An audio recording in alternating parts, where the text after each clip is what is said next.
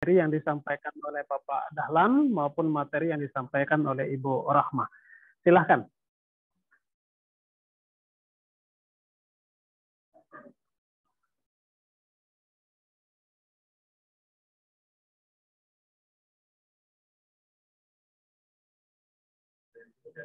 Ya, ada yang bertanya dari ruangan forum ini?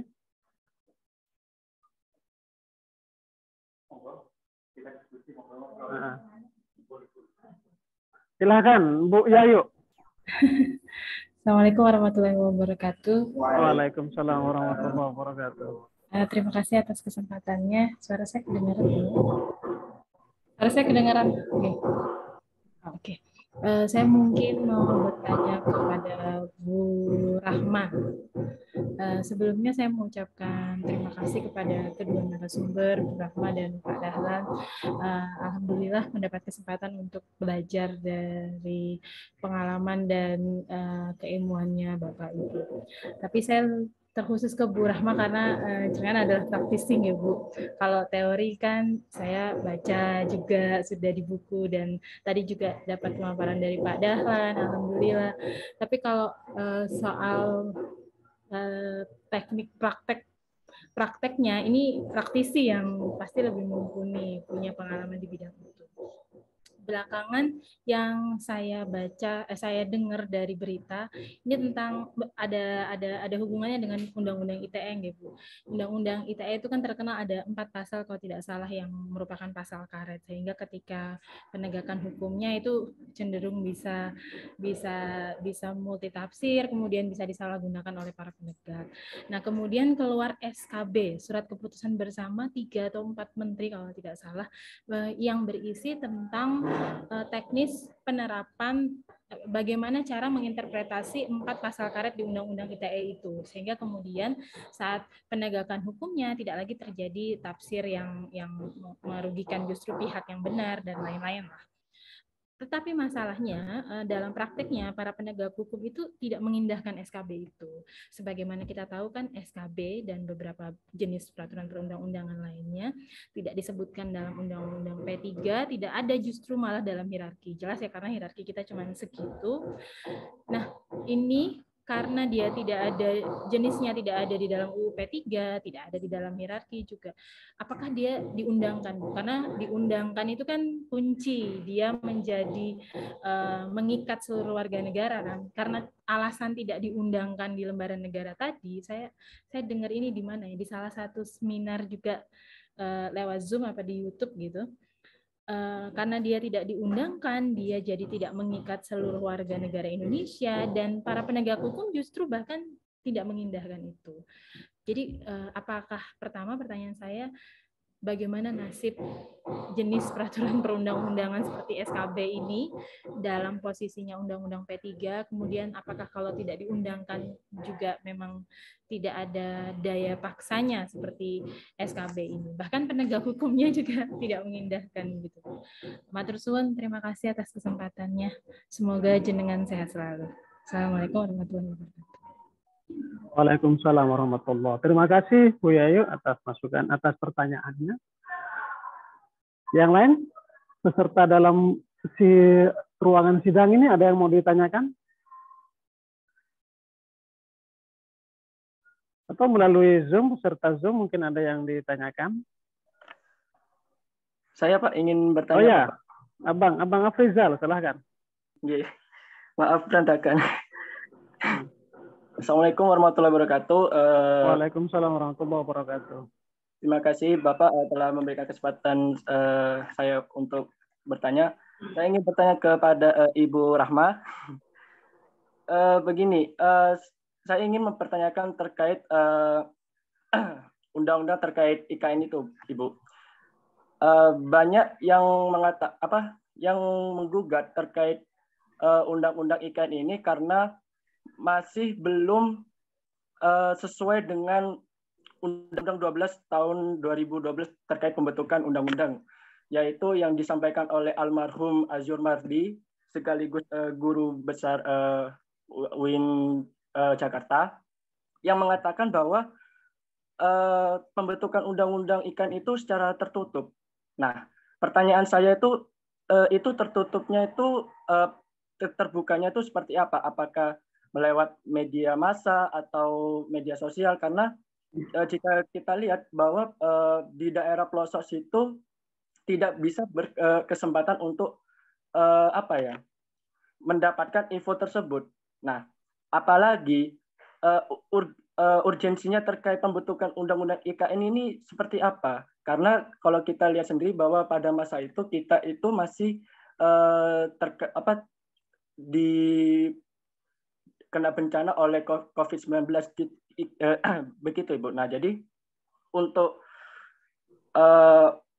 apakah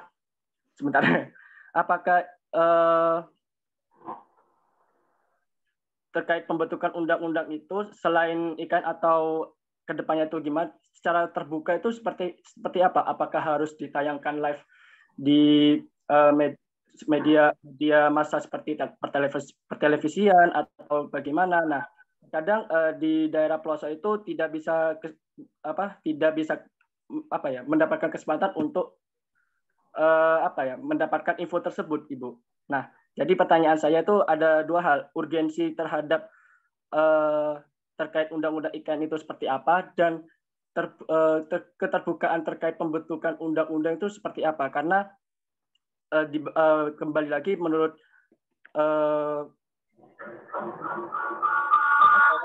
tidak ada naskah akademik, padahal saya lihat itu ada naskah akademik terkait undang-undang IKN. Terima kasih, Bu.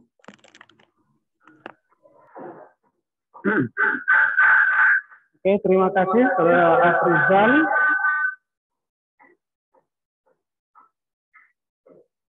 Silakan, ada yang mau bertanya lagi?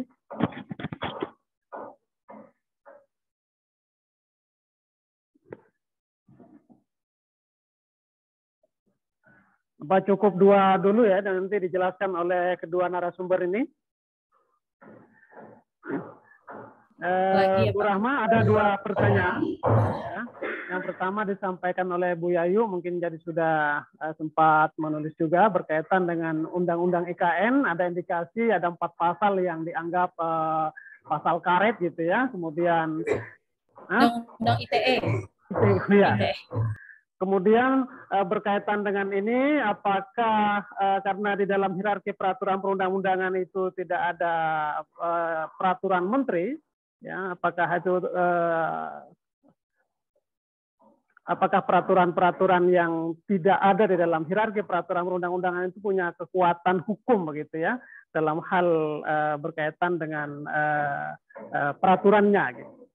Itu yang dari Bu Yayu. Yang kedua dari Abang Afrizal, Bu Rahma, berkaitan dengan Undang-Undang UKN juga dalam pembentukannya bersifat tertutup begitu ya, karena pas situasi di masa pandemi juga. Jadi sehingga kemudian Afrizal ini menanyakan berkaitan dengan urgensi Undang-Undang IKN itu dan bagaimana sebenarnya sistem keterbukaan dalam pembentukan peraturan perundang-undangan itu. Termasuk juga nanti mungkin Pak Dahlan juga menyampaikan berkaitan dengan yang ditanyakan oleh kedua penanya ini. Mungkin dari Bu Rahma dulu mungkin ya. Silahkan Bu Rahma. Ya. Baik, terima kasih Bapak Moderator, terima kasih Bu Yayu, Pak Afrizal atas pertanyaannya. Mungkin pertanyaan dari Bu Yayu dulu ya, mengenai SKB 4 terhadap pasal karet yang ada dalam Undang-Undang ITE. Memang peraturan perundang-undangan sudah tidak lagi mengenal SKB, tapi saya entah kenapa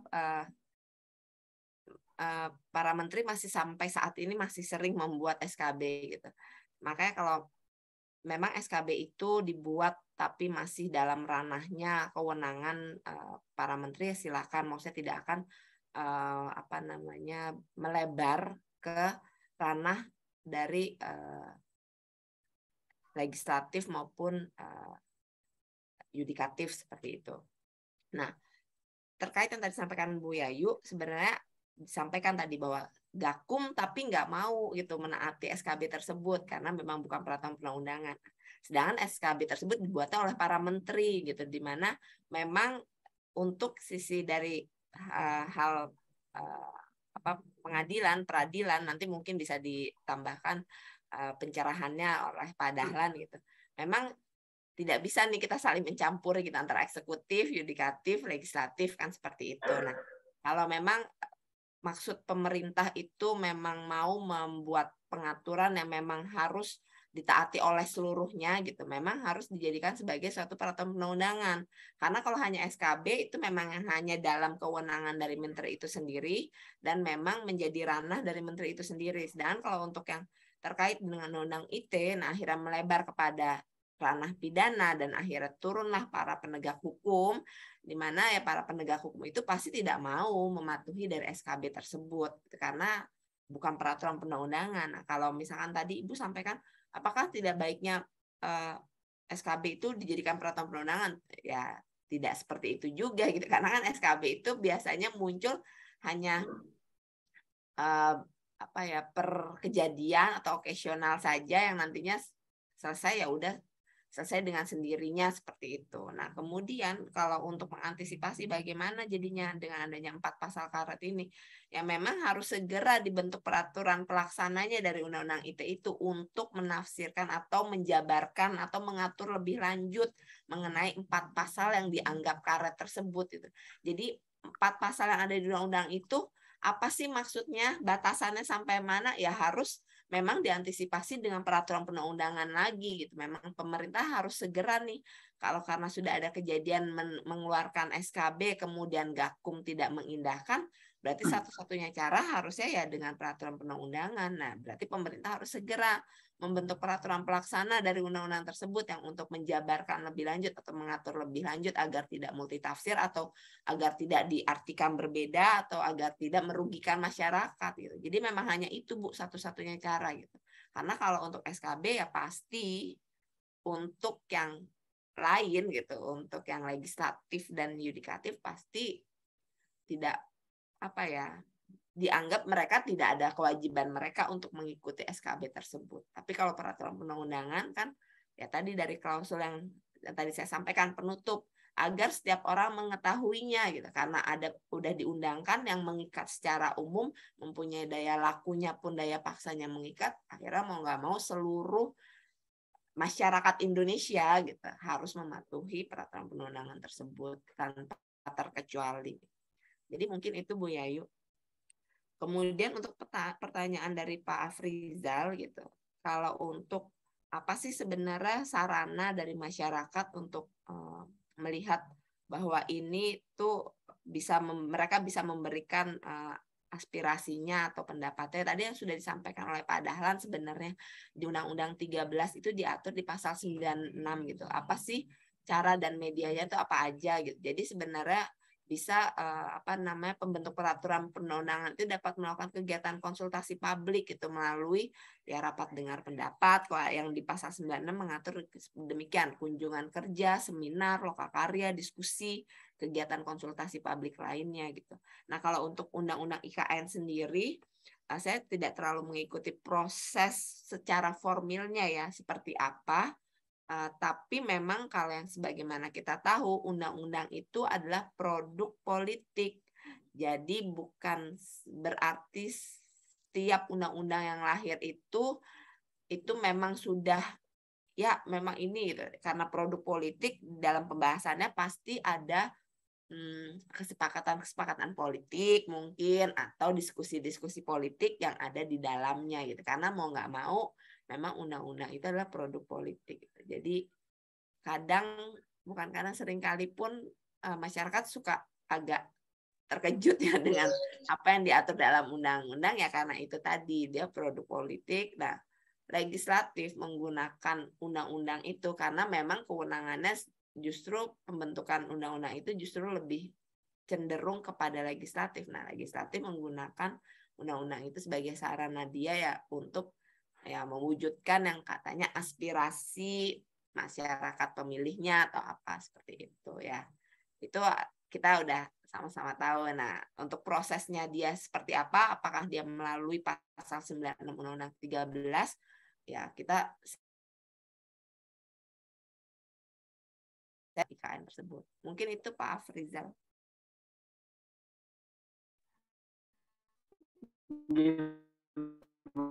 Terima kasih Bu.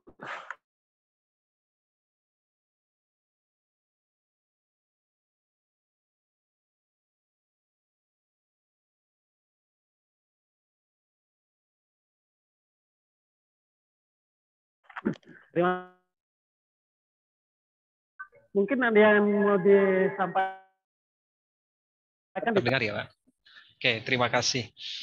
Yang pertama, saya sangat setuju dengan apa yang disampaikan oleh Bu Nur Rahmah soal pasal-pasal yang bermasalah di Undang-Undang ITE. Bahkan kalau kita mengikuti perdebatannya, dikatakan yang bermasalah itu tidak hanya 4, gitu. Ada 9 pasal katanya yang itu sangat potensial untuk menimbulkan permasalahan, persoalan gitu, dan itu diakibatkan diantaranya itu oleh adanya rumusan kata kalimat itu yang multitafsir seperti itu. Makanya memang diklat semacam ini itu menjadi sangat penting sekali gitu.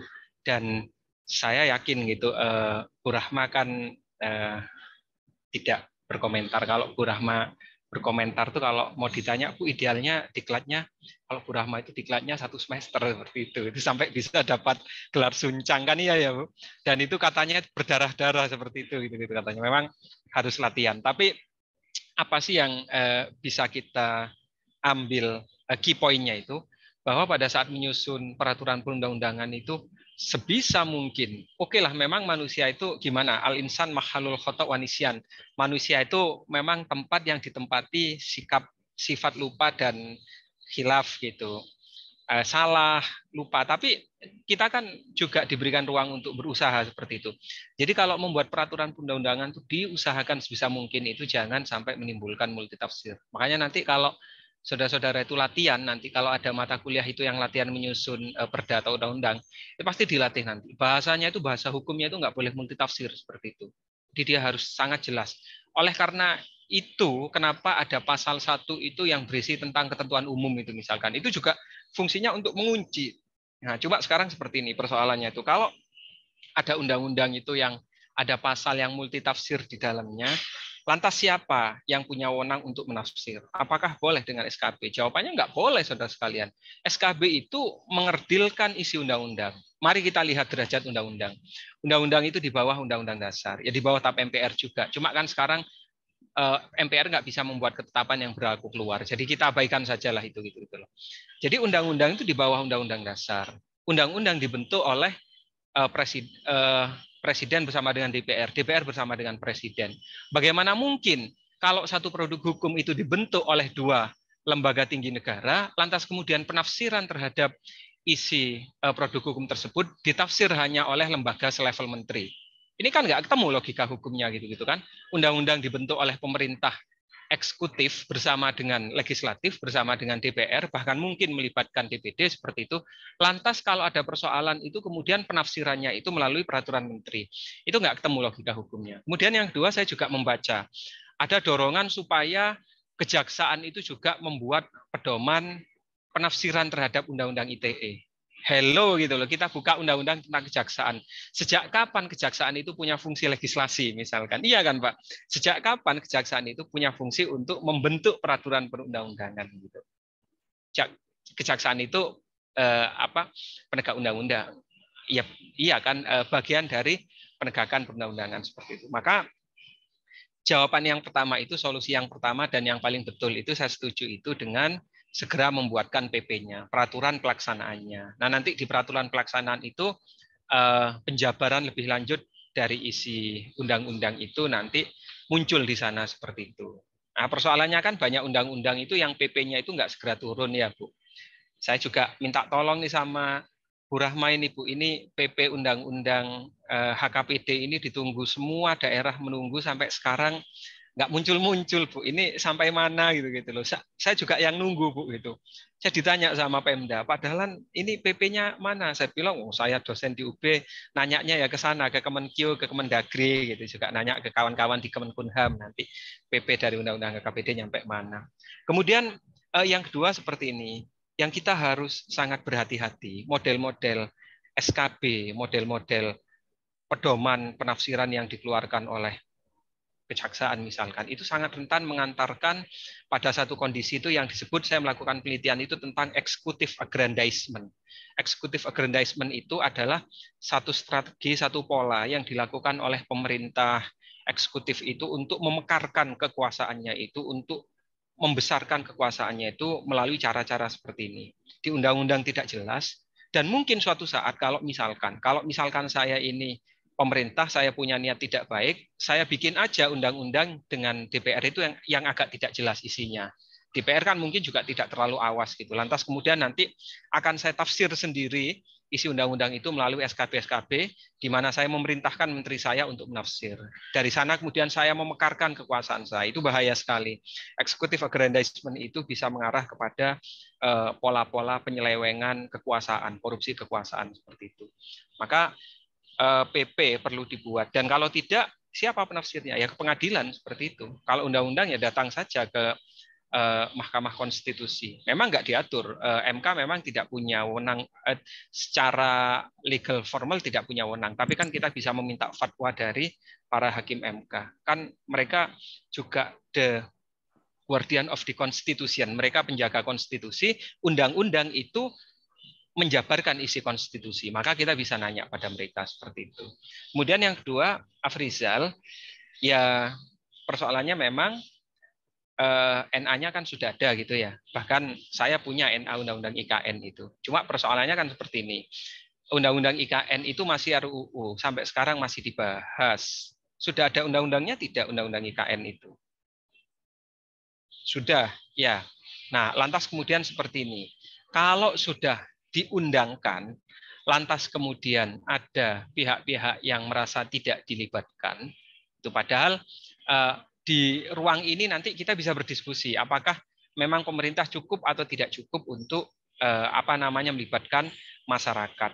Kalau Afrizal misalkan bisa membuktikan bahwa pemerintah itu tidak cukup untuk melibatkan masyarakat, maka ini bisa menjadi pintu untuk kita memohon Mahkamah Konstitusi itu melakukan peninjauan kembali terhadap isi undang-undang dari aspek formilnya.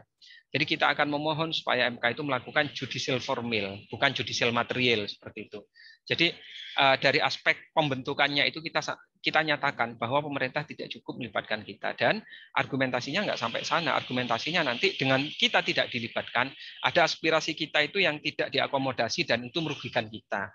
Maka nanti judicial formil itu, pengujian formil itu kemudian akan mengarah pada pengujian material seperti itu. Karena kalau pengujian material itu kan berkenaan dengan materi muatannya.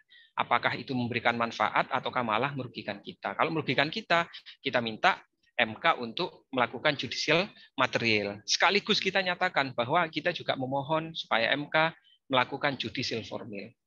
Seperti itu. Nggak masalah. Terus kan waktu saya diskusi seperti ini ada yang bilang, loh Pak, kalau dua sekaligus gitu berarti kan bikin sibuk MK. Loh, saya itu nggak ketemu logika orang bilang itu bikin sibuk MK. Emang MK itu dibayar besar itu untuk apa? Ya untuk menjaga undang-undang itu supaya sesuai dengan amanah Undang-Undang Dasar dan tidak bertentangan dengan Undang-Undang Dasar dan tidak menimbulkan kerugian pada masyarakat. Dan itu sudah tugas Hakim MK seperti itu. Ya nggak apa-apa. Ya memang kalau ada kasus, ya kita mohonkan ke MK. Dan supaya MK melakukan tugasnya seperti itu. Itulah MK dan marwah MK itu di sana. Kemarin saja sudah ada muncul masalah gitu kan. MK itu nampak-nampak seakan-akan dikerdilkan bukan Mahkamah Konstitusi tapi Mahkamah Fraksi seperti itu. Ada hakim yang tidak sesuai dengan keinginan DPR lantas kemudian tidak diperpanjang, diganti. Ya ini kan imparsialitasnya itu saya tuh mikir gitu yang memberhentikan itu kan pengadilan itu kan harus imparsial, harus independen, harus fair, harus terbuka. Persoalannya memang di sana seperti itu. Makanya ya caranya melawannya gimana Pak? Bawa ke MK seperti itu. Kalau memang merasa bahwa masyarakat tidak cukup untuk dilibatkan dalam proses pembentukannya, berarti uji formil, dan kalau kemudian pasal-pasalnya menimbulkan kerugian, berarti uji material seperti itu.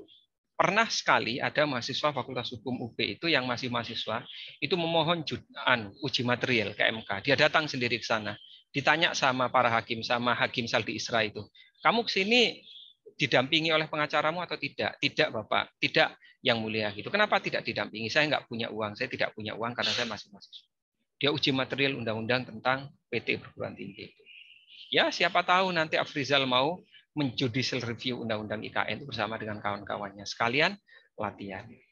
Kesimpulannya, yang pertama saya setuju dengan Bu Rahma, PP harus segera keluar. Dan kalau masih perlu tafsir ya datanglah ke pengadilan minta fatwa. Nih seperti apa, karena MK itu memang tugasnya menafsir konstitusional tidak konstitusional. Kan kalau kita mohon penafsiran itu karena pasalnya pasti bermasalah, dan yang bermasalah itu kan akan rentan merugikan kita. Atau sekalian ya kita judicial review saja gitu loh pasal-pasal itu. Nah, yang kedua ya itu tadi soal ketidakcukupan. Undang-Undang 13 tahun 2022 sudah mengatur soal partisipasi itu. Tinggal sekarang goodwill pemerintah. Apakah pemerintah memang mau betul-betul terbuka gitu atau tidak gitu. Yang penting gini, nasihat saya yang terakhir. Sekali lagi saudara-saudara ini nggak pernah tahu masa depannya akan seperti apa. Misalkan suatu saat ada yang diberikan amanah untuk menjadi anggota DPR misalkan. Ayo kita ingat hari ini itu gitu loh. Saudara boleh nggak ingat semua apa yang disampaikan Bu Rahma dan saya, tapi ingat satu hal itu, bahwa satu sikap dari satu orang, kalau ada satu orang itu yang punya pikiran yang baik, sikap yang baik, diwujudkan dalam tindakan yang baik, itu akan membawa perubahan. Dan semakin banyak orang yang seperti itu, akan semakin baik nanti. Saya pernah itu, di satu gedung DPRD, saya mungkin pernah cerita, anggota dewannya itu anaknya orang kaya sekali. Gitu. Lalu kemudian orang tuanya katanya spend a lot of money gitu untuk menjadikan anaknya itu jadi anggota dewan. Ketika jadi itu pakai kopiah, pakai jas bagus gitu, saya salami itu karena saya kenal. Mas selamat ya Mas gitu. Keren jasnya sekarang jadi anggota DPRD. Setelah ini nasib orang di seluruh daerah ini, di seluruh kabupaten ini akan ditentukan oleh Mas. Bingung dia diam gitu. Loh, saya bilang kenapa? Sampan tuh ngomong apa gitu kan? Loh iya kan sampan menentukan. Lah emang saya itu mau apa di DPRD kok saya menentukan nasib orang se-kabupaten. Loh saya tanya, loh sampan paham nggak fungsi DPRD itu apa aja? Gak paham aku gak rungu pokoknya tadi gitu kata. Menyedihkan saudara sekalian, itu menyedihkan. Jatuh-jatuhnya itu nanti Bu Rahma, mereka akan kerjasama dengan perguruan tinggi dan nanti diserahkan pada perguruan tinggi naskahnya itu. Jadi yang menentukan hidup orang satu kabupaten itu orang-orang di perguruan tinggi. Jadi kami ini bergeser dari pengembang hukum memiliki fungsi legislasi bayangan, undercover kayak gitu. Untungnya dicegat sama Bu Rahma dan kawan-kawan diharmonisasi. Nanti kalau ada salah-salahnya, saya setuju itu harmonisasi. Tolonglah kalian nanti jadi generasi yang mengubah seperti itu ya, yang punya idealisme dan betul-betul menjalankan itu. Terima kasih. Terima kasih Pak Dahlan telah memaparkan hal-hal yang penting buat kita di perguruan tinggi ini, khususnya mahasiswa, tentang bagaimana seharusnya pembentukan peraturan perundang-undangan itu berbasis kepada masyarakat. Jadi bagaimana kemudian menentukan sebuah kebijakan yang dilakukan oleh pemerintah itu benar-benar sesuai dengan aspirasi masyarakat. Dan tentunya juga pembuat kebijakan kemudian atau pembuat misalnya legislatif baik di tingkat pusat maupun daerah juga punya kepekaan sosial ya, termasuk juga bagaimana dalam hal penegakan hukum, juga bagaimana membuat peraturan perundang-undangan itu sesuai dengan aspirasi masyarakat. Mungkin itu yang disampaikan oleh kedua narasumber kita berkaitan dengan dua jawaban tadi. Mungkin ada lagi yang mau ditanyakan? Monggo, silahkan.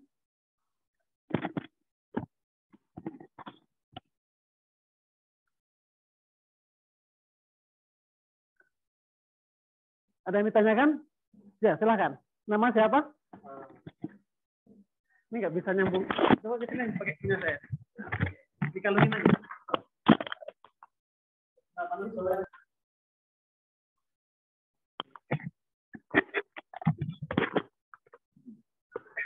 Ya, pakai kamera itu kameranya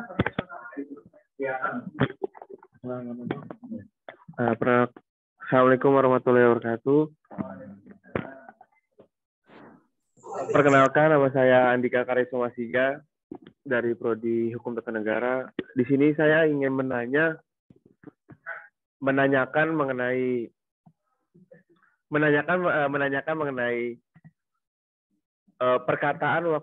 perkataan Presiden Jokowi ketika ada undang-undang yang salah atau ada undang-undang yang tidak sesuai, maka lakukanlah judicial review ke MK. Apakah perkataan dari Presiden Jokowi itu menghilangkan kecacatan formil atau material yang dilaksanakan oleh para pembuat legislasi gitu. Jadi jadi intinya apakah dengan perkataan itu bisa kita membenarkan semua kecacatan formil maupun material yang dilakukan oleh para pembuat kebijakan dengan melakukan judicial review ke MK gitu. Udah sebegitu. Oke. Tadi siapa namanya? Andika. Benar ya? Oke. Andika menanyakan berkaitan dengan pernyataan Bapak Presiden tentang setiap ada peraturan perundang-undangan yang dianggap tidak dipahami oleh masyarakat dan sebagainya dilakukanlah dengan cara judicial review. Mungkin apakah hal itu kemudian bisa membuat hukum itu menjadi cacat gitu ya? Ketika melakukan judicial review itu, apakah itu cacat formil atau cacat material? Nah itu mungkin yang ditanyakan oleh saudara Andika tadi itu. Mungkin Bu Rahma, monggo. Ya, baik, terima kasih Bapak Moderator. Ya, tadi pertanyaan yang disampaikan Mas Andika menarik ya. Perkataan Bapak Jokowi saya belum pernah dengar ya, tapi mungkin perkataan tersebut maksud beliau pada saat suatu peraturan perundang-undangan ada dalam masyarakat, kami para pembentuk peraturan-peraturan perundangan itu sudah pasti diupayakan gitu bahwa proses baik formilnya maupun materialnya semuanya mengikuti ketentuan yang telah diatur dalam peraturan perundangan lain. Jadi kami ikuti agar tidak cacat prosedur, terus tidak cacat material seperti itu. Nah, dalam hal peraturan perundangan tersebut berlaku di masyarakat, kemudian ternyata ada hal-hal yang memang tidak sesuai gitu menurut golongan masyarakat, memang saya jadi agak bingung nih ngomongnya. Memang daya laku dari suatu peraturan perundang-undangan itu kan bisa ditarik atau dinyatakan tidak berlaku dalam hal memang dia dibuat yang baru kemudian dicabut. Nah, mungkin maksud dari Pak Jokowi tersebut, karena nih tadi di awalnya dengan perkataan Jokowi sih Pak, karena saya orang pemerintahan saya jadi agak-agak hati-hati mau ngomongnya. Mungkin kalau Mas Andika tadi nanyanya, Bu, kalau misalnya ada undang-undang yang salah terus harus JR gimana gitu, seperti itu mungkin saya lebih enak gitu ngomongnya ya. Jadi mungkin maksudnya Pak Presiden ya kalau memang ada golongan masyarakat yang tidak sesuai dengan pengaturan yang ada dalam peraturan perundang-undangan, ya silakan gunakan jalur atau mekanisme judicial review seperti itu. Tapi bukan berarti bahwa peraturan perundangan tersebut langsung dinyatakan salah kan, karena kan itu belum diputuskan. Siapapun boleh judicial review peraturan apapun, tapi kan tetap putusan dari hakim nanti, baik hakim konstitusi maupun hakim agung yang akan menilainya. Jadi walaupun memang itu di JR belum tentu memang seperti itu putusannya. Tapi apabila dalam hal memang diputuskan ternyata ada beberapa pasal dari suatu peraturan perundangan dinyatakan inkonstitusional atau tidak sesuai dengan peraturan perundangan yang ada di atasnya, memang sebenarnya putusan dari JR tersebut dari hakim konstitusi atau hakim agung memang lebih dipercepat ya proses dari perubahan peraturan perundang-undangan dibanding peraturan perundang-undangan yang berjalan kemudian dinyatakan sepertinya tidak ada yang berkeberatan melalui judicial review, hanya cuman demo-demo saja gitu seperti itu akan prosesnya lebih cepat memang. Jadi efek mempercepat dari untuk proses merubah dari peraturan perundangan tersebut memang dirasa lebih cepat kalau memang melalui jalan judicial review. Tapi siapapun bisa judicial review, tapi tetap putusan terakhir ada di para hakim. Nah, kemudian apakah itu menegaskan ada kecacatan formil atau material? Kalau formil memang sudah jelas ya, ada prosesnya gitu. Prosesnya apa tuh udah jelas gitu. Apabila memang judicial review itu adalah dari formilnya berarti kan itu menyatakan satu peraturan perundang-undangan tersebut dinyatakan cacat atau tidak berlaku menurut putusan hakim.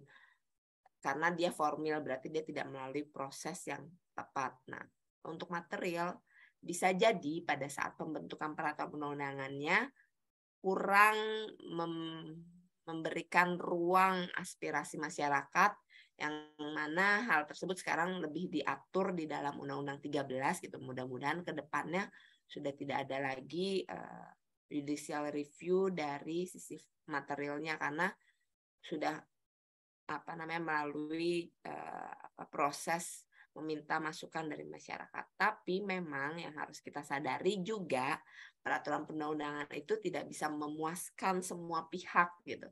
Pasti ada pihak yang akan terakomodir, tapi juga pasti ada pihak yang tidak diakomodir haknya gitu, merasa tidak diakomodir haknya. Jadi di situ juga mungkin saya tegaskan kepada adik-adik gitu. Jadi agak lebih mungkin pikiran juga lebih sedikit terbuka bahwa segala sesuatu yang sudah di judicial review berarti itu cacat, tidak gitu, karena kita nggak bisa memuaskan semua pihak gitu. Pasti ada pihak-pihak yang merasa tidak diuntungkan dengan adanya peraturan perundang-undangan tersebut. Nah, pihak-pihak tersebutlah yang akan melakukan judicial review. Nah, mungkin itu dasar dari Presiden Jokowi menghimbau kalau memang tidak ada yang sesuai ya silahkan judicial review aja gitu. Karena itu mungkin beliau menyerahkan semua keputusannya kepada hakim untuk diputuskan apakah diterima gugatan dari para pihak yang berkepentingan tersebut atau tidak. Mungkin itu Pak Moderator. Terima kasih Bu Rama atas jawabannya. Ditambah mungkin dari Pak Dahlan, silahkan. Terima kasih Pak. Kalau di dalam ilmu komunikasi massa itu kan beda. Jadi gini, kalau misalkan saya presiden terus saya bilang saudara-saudara sekalian, saya dan DPR akan membentuk undang-undang, kami akan usahakan sebaik mungkin membuatnya. Namun jika nanti ada persoalan yang menurut saudara undang-undang itu tidak baik dan merugikan saudara, maka saudara boleh membawa undang-undang itu ke MK. Misalkan gitu ya. Beda dengan kalau misalkan presiden kemudian duduk terus ngomong, ya wewenang membuat itu kan di saya dan DPR. Ya saya buat. Kalau saudara nggak puas gitu ya ke MK saja itu. Kan sudah ada jalannya itu. Itu aja. Kok dipersoalkan misalkan seperti itu. Itu kan beda gitu ya. Saya kok curiga itu bukan perkataan Pak Presiden, atau perkataan menteri atau perkataan siapa kan seperti itu gitu misalkan gitu ya. Ya itu dari sisi ilmu komunikasinya. Cuma yang jelas itu seperti ini. Betul yang dikatakan oleh Bu Rahma. Yang pertama, memang ketika kita belajar tentang ilmu hukum tata negara dan ilmu hukum administrasi negara, itu ada yang disebut dengan prinsip atau asas dan teori keabsahan. Jadi satu peraturan perundang-undangan itu jika dibentuk, jika dibuat sudah melalui tahapan-tahapan yang benar, itu maka ketika sudah diundangkan itu harus dianggap benar. Harus dianggap benar. Dia tetap benar sampai kapanpun, sampai ada putusan pengadilan yang menyatakan bahwa peraturan perundang-undangan tersebut tidak benar. Kan gitu. Ya kan? Sampai sekarang para penganut simpatisan dan para pengurus Hizbut Tahrir akan menyatakan bahwa undang-undang tentang perubahan atas undang-undang ormas itu nggak benar dan nggak adil seperti itu, karena mencabut pasal-pasal yang mengatur soal proses peradilan terhadap ormas yang diduga melakukan pelanggaran hukum. Nggak adil tuh karena apa? Ya kalau mau menyatakan orang bersalah itu semestinya dari pengadilan seperti itu, iya kan? Kenapa sih butuh pengadilan? Karena di pengadilan itulah proses pembuktian dan lain sebagainya itu dihadirkan. Kalau sekedar lalu kemudian dengan putusan pemerintah gitu dengan argumentasi siapa yang membuat yang memberikan izin dia yang dapat mencabut contrarius actus kan ya nggak benar. Tapi ketika undang-undang perubahan atas undang-undang ormas itu belum di judicial review, atau di judicial review dan kemudian MK menyatakan ini tetap konstitusional, maka ya undang-undang itu harus dianggap benar. Itu logika orang hukum tuh berpikirnya seperti itu. Walaupun mungkin di hati nurani saudara, tapi ya itu enggak benar, Pak. Ya memang kebenaran yang hakiki, kebenaran yang mutlak itu ya kebenaran Allah seperti itu. Pada saat kita membuat peraturan perundang-undangan itu, bahkan ada teori yang menyatakan peraturan perundang-undangan itu cacat dari mulai dibentuknya. Kenapa? Karena yang membuat sendiri itu manusianya itu dipenuhi dengan ketidaksempurnaan. Tapi kan lebih baik kita itu berikhtiar membuat satu peraturan perundang-undangan yang baik daripada tidak ada hukum. Bayangkan kalau nggak ada hukum itu ya. Pagi-pagi saja itu mau ke UIN, mau ke UB, mau ke UM, IKIP, lalu kemudian nggak ada traffic light, nggak ada undang-undang tentang lalu lintas jalan raya, kacau mesti itu kan, rebutan semuanya, saling nabrak dan lain sebagainya. Teori chaos gitu. Kalau nggak ada hukum itu chaos. Maka kita perlu hukum. Nah, makanya kemudian betul yang dikatakan oleh Bu Rahma. Ya, sepanjang memang sudah melalui tahapan pembentukan yang baik dan benar, ya harus dianggap benar. Soal kemudian sudah diundangkan itu kok ada orang yang merasa dirugikan misalkan. Nah, di dalam desain negara hukum modern itu diberikan pintu untuk melawan, diberikan pintu untuk memperjuangkan haknya. Dengan cara apa? Memohonkan judicial review. Kalau undang-undang itu menguji inkonstitusionalitasnya itu ke MK, kalau PP, kalau Perda itu ke Mahkamah Agung, korespondensi seperti itu kan ada permanya itu peraturan Mahkamah Agungnya. Nah, itu. Cuma memang yang terakhir itu jawaban saya itu goodwill sekalian, goodwill, niatan baik dari pemerintah dan dari DPR. Jadi semestinya setiap membuat peraturan perundang-undangan itu harus dimulai dengan niatan baik. Masalahnya sekarang itu distorsi itu loh ya, kepentingan kadangkala kepentingan para pihak yang membentuk itu kadangkala diduga kuat tidak sesuai dengan kebutuhan dan aspirasi rakyat kadangkala. Tapi sekali lagi di dalam hukum, proses-proses pembuktian distorsi itu terjadi atau tidak, ya di pengadilan, jangan di luar pengadilan. Ya, makanya di negara hukum itu kalau terjadi kasus-kasus, itu penyelesaiannya itu di pengadilan, kodi seperti itu. Jadi tertib, Mas. Boleh saja kita itu bersengketa dengan orang lain, tapi kita nggak akan tukaran. Apalagi kalau zaman dulu di tempatnya Mas Imam, caro seperti itu. Nah, itu kan kita tinggalkan seperti itu. Makanya dibukalah pintu judicial review seperti itu. Tapi ya nggak boleh juga gitu. Terus misalkan ada pejabat tuh yang dengan arogannya menyatakan, ya sudah aturannya kayak gini. Itu kalau nggak setuju ya judicial review saja. Ya nggak boleh juga seperti itu. Tapi pintunya memang sudah diberikan. Saya kira demikian. Terima kasih Pak Dahlan telah menyampaikan jawaban berkaitan dengan yang ditanyakan oleh saudara Andika. Bu Rahma mungkin ada yang disampaikan? Enggak, tadi pengen nanggepin Pak Dahlan aja, atau ada kadang suka bilang kutunggu kau di MK seperti itu. Itu kalau saya kalau dalam pembentukan peraturan perundang-undangan pada tahap harmonisasi mereka merasa tidak diakomodir, akhirnya itu yang keluar kata-katanya kutunggu kau di MK. Betul, betul. Akhirnya kayaknya jadi ajang juga untuk kalau nggak puas ya udah langsung ke MK gitu ya, Bu. Ya, langsung mengajukan ke sana. Ya, itulah. Terima kasih, Bu Rahma. Mungkin ada yang lagi yang mau bertanya? Kalau sudah nggak ada yang mau bertanya, kita akhiri. Sudah cukup ya? Cukup. Mungkin ada kata atau closing statement dari Bu Rahma untuk memberikan motivasi kepada mahasiswa UIN Malang ini, terutama mahasiswa Prodi Hukum Tata Negara. Jadi masing-masing narasumber nanti membuat closing statement. Ya, baik, makasih Pak Moderator. Ya, saya hanya mau memberikan semangat mungkin ya ke adik-adik ini. Mungkin ilmu peraturan perundang-undangan ini ilmu baru, tapi justru kalau saya melihatnya ilmu seksi gitu. Kenapa? Karena sekarang semua orang itu pasti apa-apa langsung menggunakannya dari aturan gitu.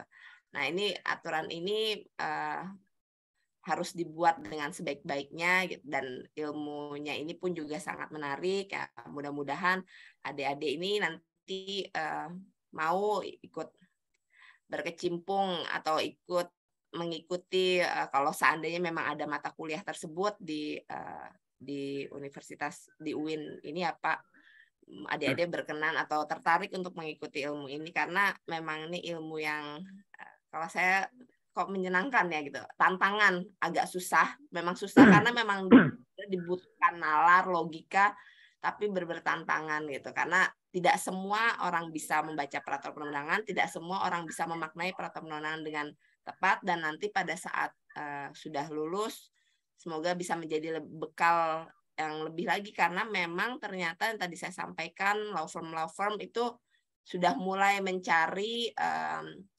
bukan untuk menjadi lawyer tapi untuk menjadi penganalisa atau dari peraturan perundangan karena kami sering dimintai gitu. Saya sering dimintai secara pribadi oleh teman-teman saya yang lawyer untuk menanggapi itu dan ternyata memang ya mohon maaf Pak Moderator ternyata memang menjanjikan gitu karena memang tidak semua dan belum banyak yang ada di situ ya. Mungkin itu Pak.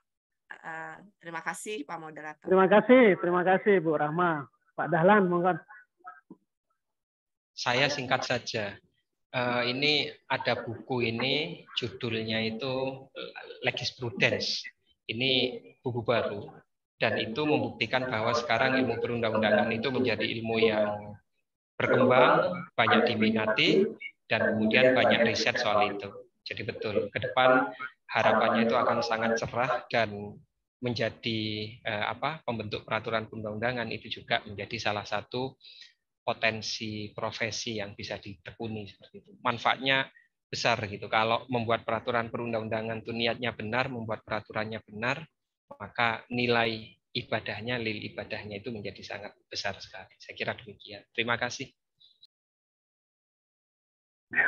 Terima kasih Pak Dahlan atas motivasinya, kemudian kepada Bu Rahma juga, kepada dua narasumber kita berikan aplaus. Oke. Demikianlah diskusi kita berkaitan dengan pembentukan peraturan perundang-undangan atas lahirnya undang-undang yang terbaru, Undang-Undang Nomor 13 Tahun 2022 tentang pembentukan peraturan perundang-undangan dengan dengan di situ ada metode yang terbaru yang tadi sudah dijelaskan oleh kedua narasumber kita. Sebelum saya akhiri, ada mungkin yang mau disampaikan unit pengembangan bakat Fakultas Syariah UIN Malang, Bapak Imam Sukadi sebagai penutup acara ini. Sekaligus saya juga mohon undur diri, segala kesalahan, segala kekurangan pada yang memimpin proses diskusi kita pada siang hari ini, mohon maaf yang sebesar-besarnya. Allah muwaffiq ila aqwamit thoriq. Wassalamualaikum warahmatullahi wabarakatuh. Monggo Pak Imam Sukadi. Warahmatullahi wabarakatuh. Terima kasih moderator Pak Kadir, dosen hukum tata negara di Fakultas Syariah dan salah satu pengajar ilmu perundang-undangan atau legislative drafting. Karena saya masih tugas belajar sehingga tidak bisa ngajar, dilimpahkan ke beliau. Alhamdulillahirabbil alamin, acara dari awal sampai sekarang ini berjalan dengan lancar. Saya sebagai wakil dari tuan rumah sebagai ketua minat unit bakat mahasiswa di Fakultas Syariah. Pertama mengucapkan terima kasih kepada narasumber yang luar biasa. Semoga Bu Nur Rahma dan Pak Dahlan tidak bosan-bosan saya untuk undang ke Fakultas Syariah. Karena sekarang by daring, insya Allah Bu Rahma tahun depan saya akan anggarkan khusus untuk melatih mahasiswa minimal 2 hari atau 3 hari di stay di Malang nanti. Surat resmi akan disusulkan dan semoga beliau ini berkenan kan gitu karena ibunya luar biasa ini. Kepada Mas Dahlan, ini kolega saya dari Fakultas Hukum Brawijaya, matur suwun sangat, terima kasih banyak. Karena berdekatan Bu Rahma, jadi beliau bisa saya hadirkan langsung ke ruang sidang Fakultas Syariah. Dan alhamdulillah beliau bersedia. Sehingga silaturahim antara Fakultas Syariah dan Fakultas Hukum Brawijaya ini semakin erat. Demikian itu yang bisa saya sampaikan.